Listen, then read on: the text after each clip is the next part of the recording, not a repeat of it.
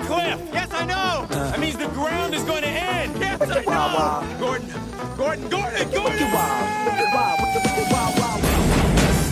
Before there was a Secret Service, there was West. Jim West.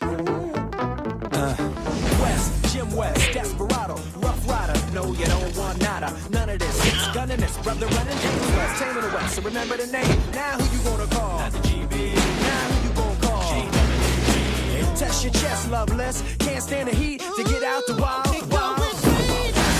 Are you a dangerous spy or just a handsome cowboy who likes to poke around? I believe I'm that second one.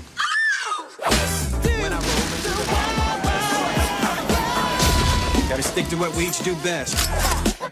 from the director of Men in Black. Now what? Let the party begin! When I roll into the, when I stroll into the, when I stroll into the, when I bounce into the, Will Smith.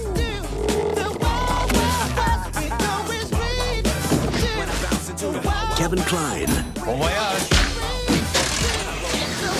I love this train. Kenneth Branagh. And Salma Hayek. And it's a whole new West.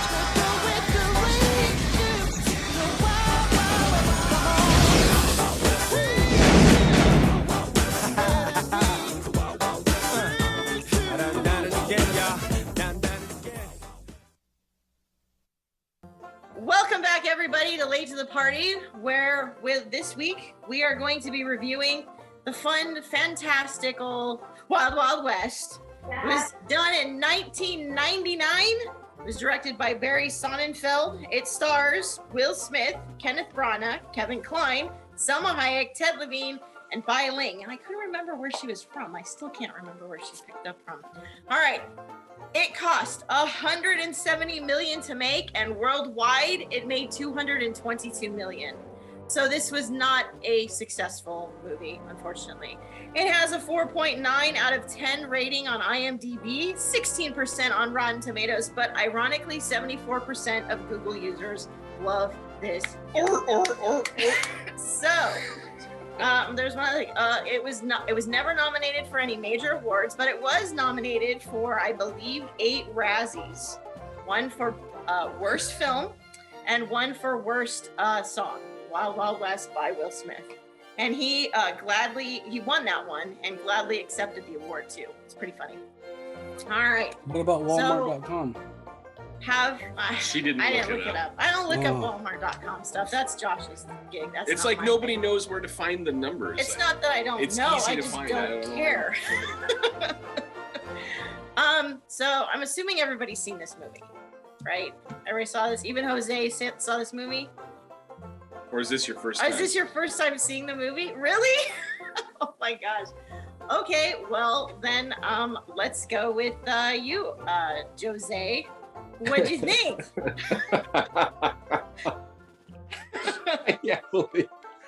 I can't believe I never saw this movie before. Me either. This is one of my favorites. Surprise. It's interesting. And then I came to find out, because I made a mention to somebody at work who I like to talk to films about. I said, oh yeah, me and my buddies have to watch Wild Wild West for our review tonight. And they said, oh yeah, did you know that Will Smith passed on The Matrix to make that movie? And I said, what? I said, he did what? He said, yeah. So I'm like, you mean this guy is responsible? Because I guess he was supposed to be Neo. Okay, I didn't know what character he was supposed to be. I just know that he thank passed God. Thank God. Yeah, so I was like, Right. so this is the reason why we got Keanu Reeves? He's like, yeah. I said, man, I'm so happy. I'm glad Wild Wild West was made. Otherwise, we would have had Will Smith as Neo. And I said, man, this is where Quentin Tarantino got his inspiration from. It's a former slave teaming up with the white guy to hunt down another bad white guy. It was interesting, man. It was so good. Okay. It was I don't know. It was.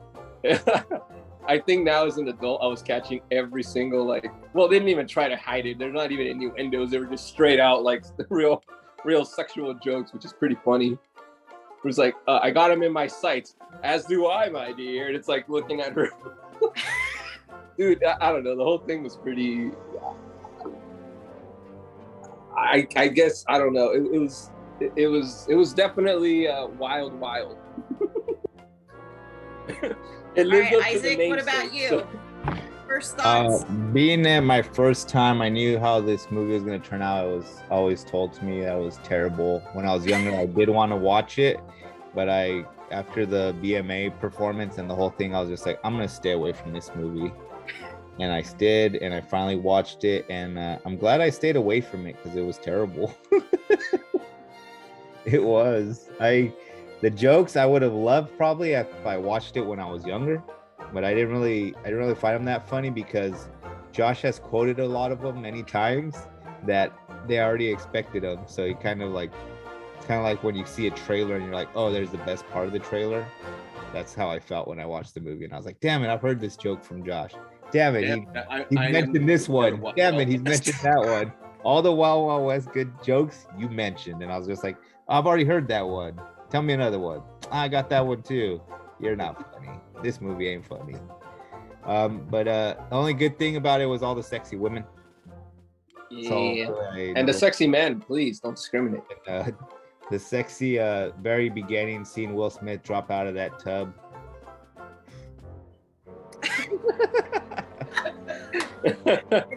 They didn't go quite high enough. Oh, you could still see though. I saw some fellows. I could see it all in here. But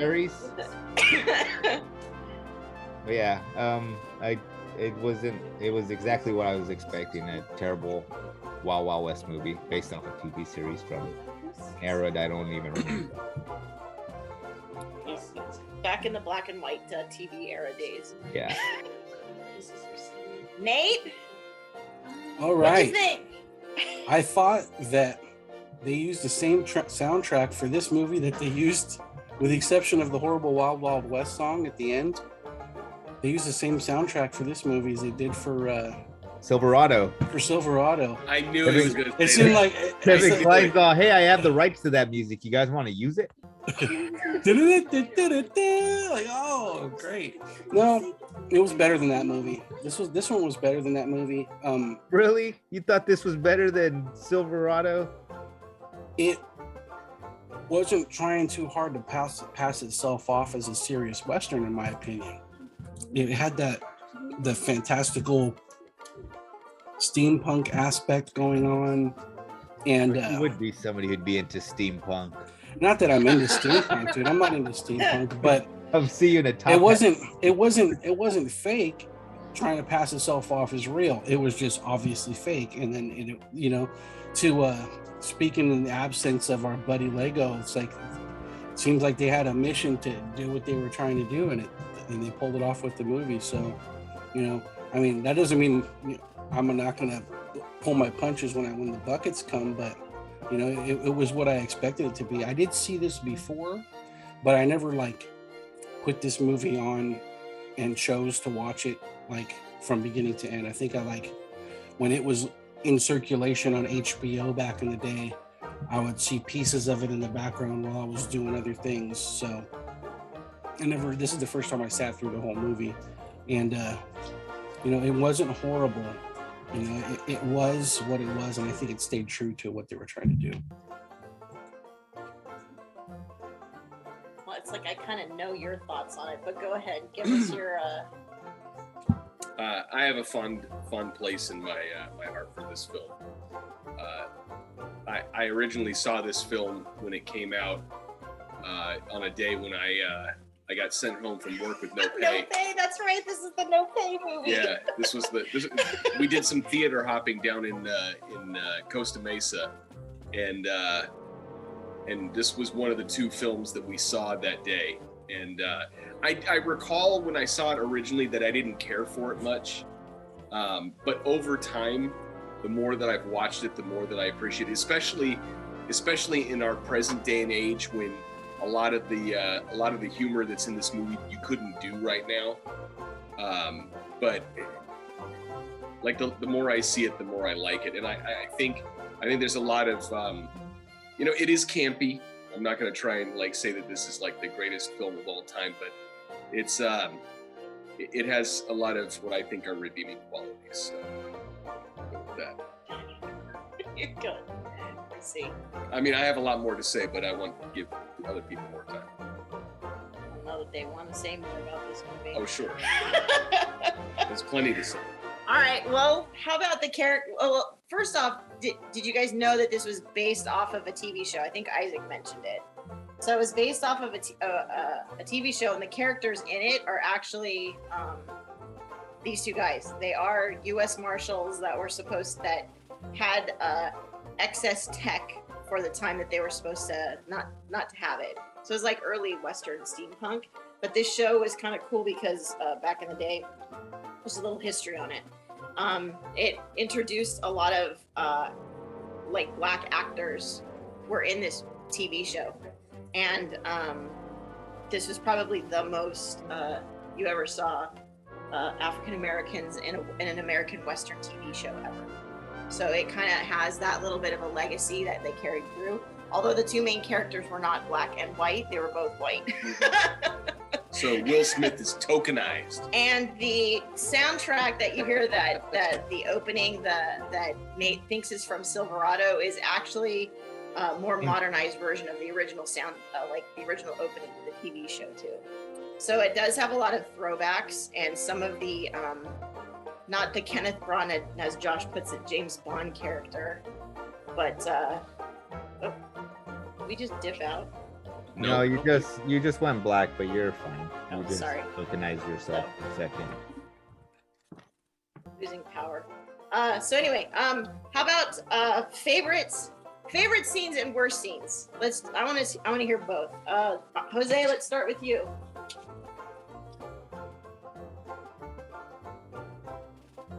I want the positive and the negative. Man, I don't know. This is one of those where it was like, you know what? I knew the question was coming, but I didn't make an effort to actually look to see what's the shittiest scene here. Because I think like the robot fighting one was pretty like out there, but I enjoyed it, you know? I mean, even though it looked, you know, obviously like fake. Man, I don't know. Worse and come back to me. Hold on, let me think about it. Okay, Isaac. Favorite scene is opening scene when he's making out with the chick. They're making out, and she's like, "You're not working, are you?" He's like, "Nah, baby, I wouldn't work with you. Look at you. Would you work while you were working with you?" And so they start making out, and he's making out with her, and he's like looking through the hole, and he's making out with her. And now at one point, just making out with the mirror, and she's just looking at him. That was the best scene. Worst scene is when they're in the desert together and they're walking, and you could tell that they're just in front of a green screen, and it's just, this isn't on set. This is in a warehouse with a green screen, and they have those funky magnetic collars on. A lot of wacky mechanics in this movie. It was wacky for the sake of wackiness. And that giant spider. Kevin Smith has talked about this spider for many years when I've listened to him, and holy crap, that was horrendous. But like, yeah. Go for it, Jose. But Jose, what are you talking about? Are you still talking? Did you come up with it? Were you muted the whole time talking? No, it was that. I was agreeing with you with the one where they're in the desert. That shit did look fake. The spider thing, I recall everything about Kevin Smith.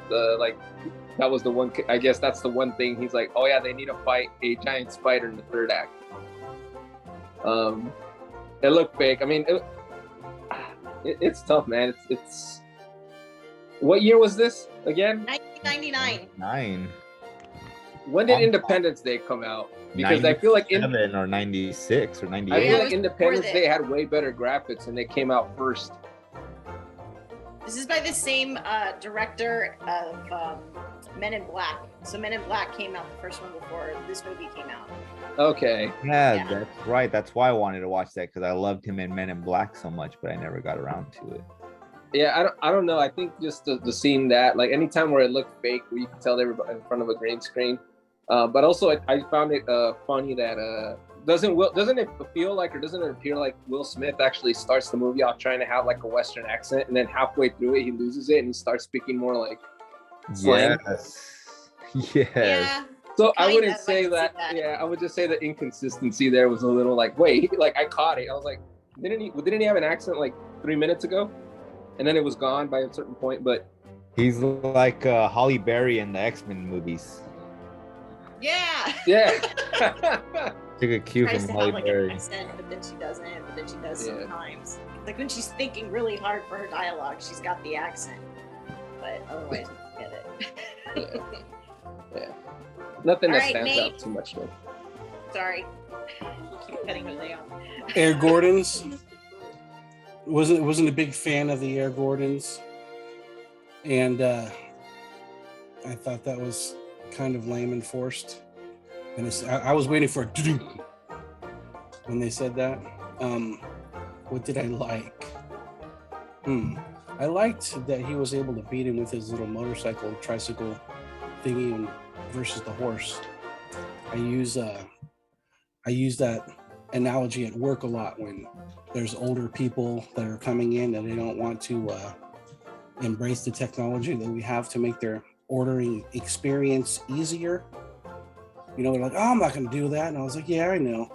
Once upon a time, people rode horses, and then other people started driving cars, and, you know, the world passed them by. So, I mean, you don't have to embrace the technology. You can keep riding a horse. And they're just kind of like, oh, well, I never.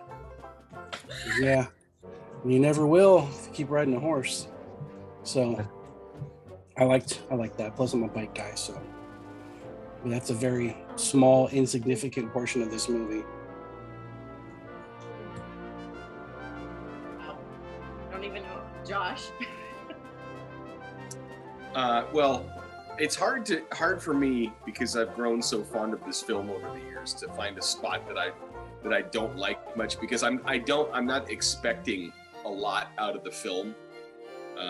Being pretty familiar with it, I know that the highs are not very high because the lows are fairly low.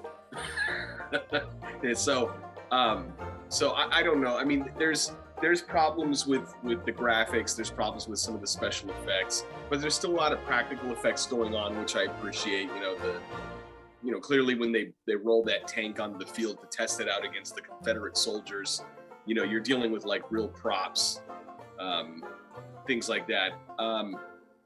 But I think in terms of my favorite scene is probably Dr. Loveless's coming out party, where he blows up Lincoln's head and then comes out and gives his speech about, even though we lost the war, we haven't lost our sense of humor. Leave it to you to like the racist in the movie. Ah, come on, Dr. Loveless is great, and I like this version better because in the TV show, Dr. That's Loveless true. is a midget. Yeah. So this one they just made him half a man.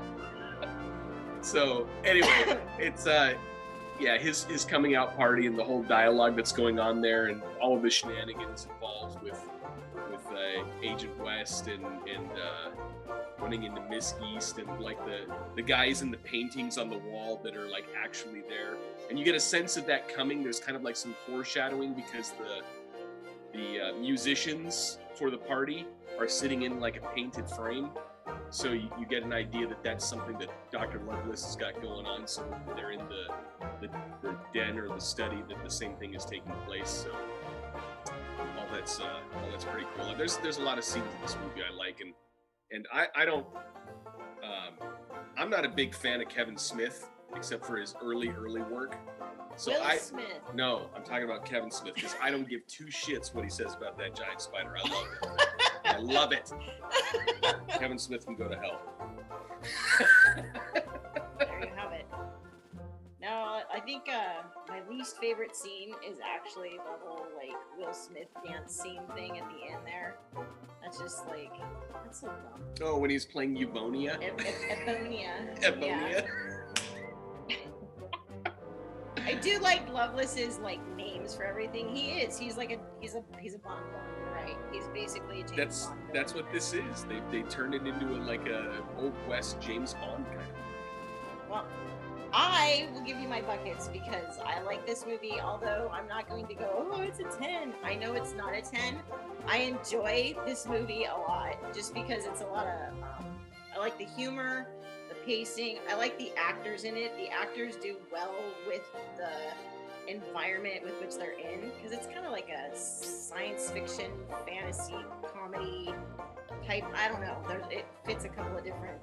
It hits all my little wheelhouses. Let's just put it that way. So I think the actors did well. Music. Yeah, I mean, I like that kind of like epic music that goes along with it. Yeah, I do like all of this stuff. This is Nate, put this on the list. This is one of Liz's movies. This is definitely a Liz movie. But I know that it's not the best. It's got problems, and it's a product of, I think, of its time. Again, you couldn't make it now. I don't think anybody would want to redo Wild Wild West.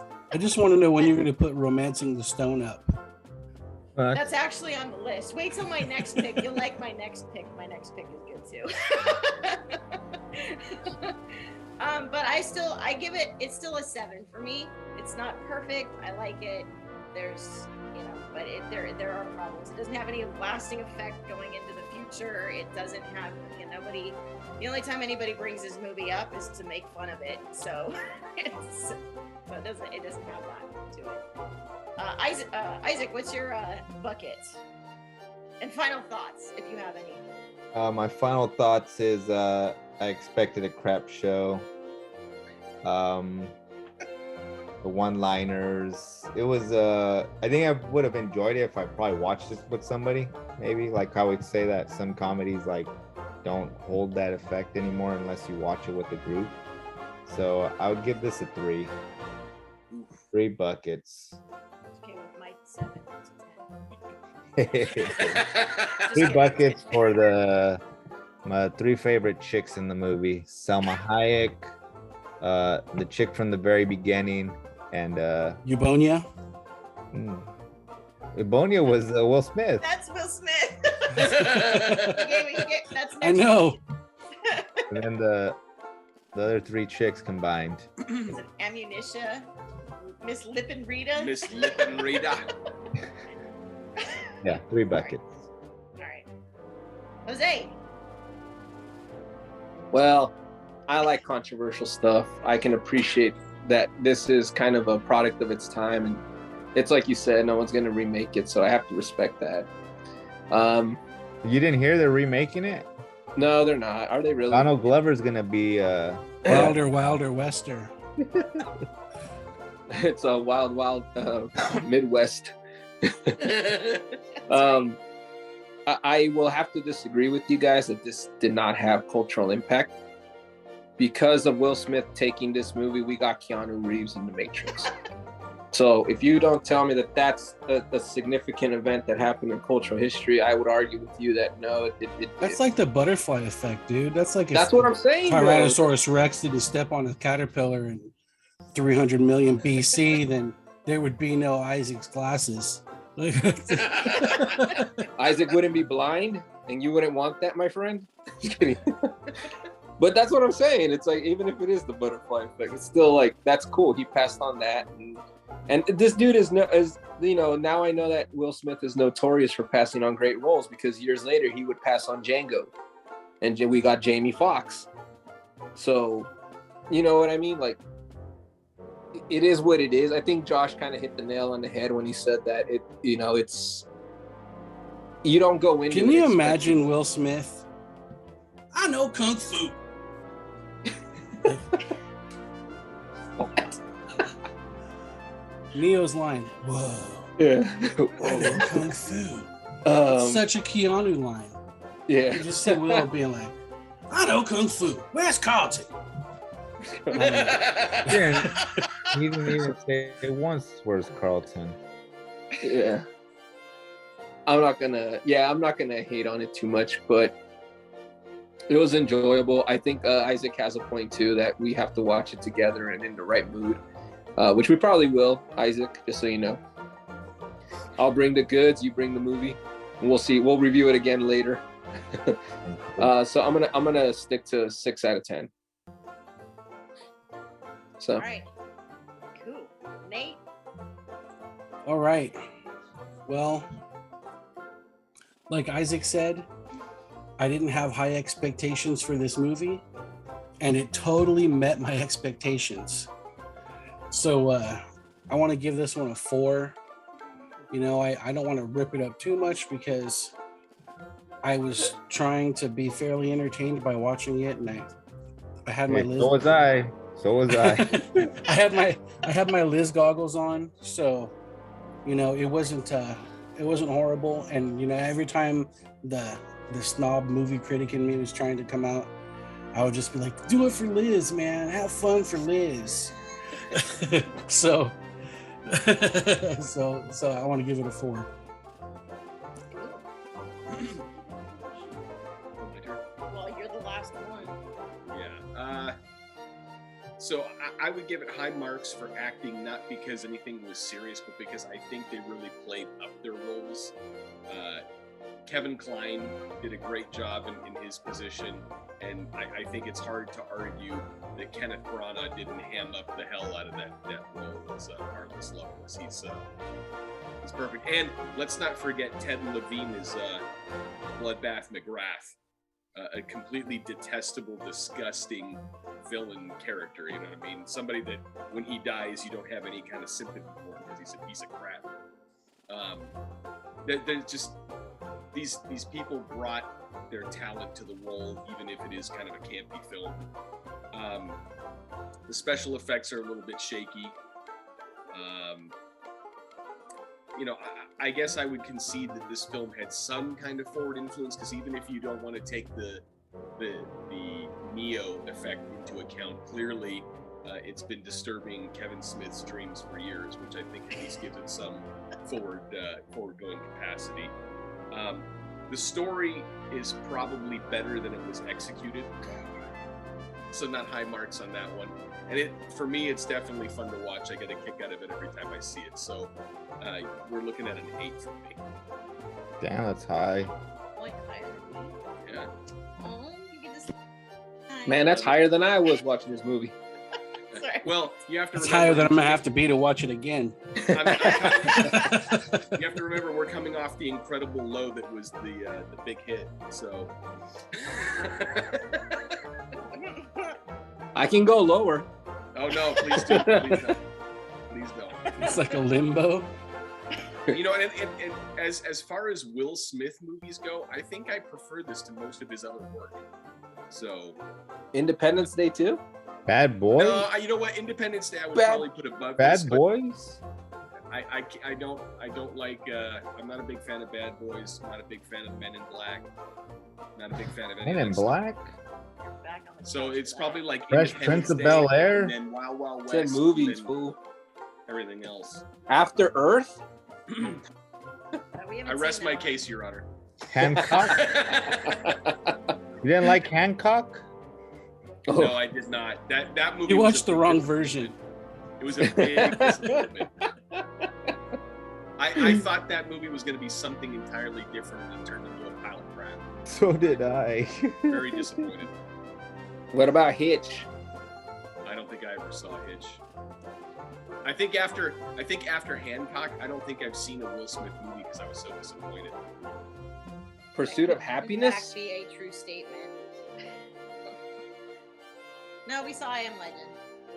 I Am Legend? I've never seen I Am Legend. You never seen I Am Legend? That was cool. They're doing a sequel. Ooh, The sequel? right there. I Am Legend. There was never a sequel written for I Am Legend. They're gonna make one.